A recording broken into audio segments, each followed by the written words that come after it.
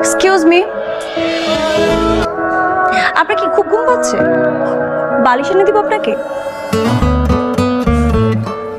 Sorry, মানে আপনি বারবার আমার ফ্রেমের ব্যাকগ্রাউন্ডটা নষ্ট করছেন। আপনার যদি এতই ঘুম আসে তাহলে আপনি সাইডে গিয়ে ঘুমান না, আপনাকে বালিশের ব্যবস্থা করে দিচ্ছি। হাই তুলে তো ছবিটা নষ্ট করে দিচ্ছেন। শুনেন, যেখানে ইচ্ছা যান, কিন্তু আমার ফ্রেমে আসবেন না। দেখি আবার তুলেন, সুন্দর করে তুলবেন।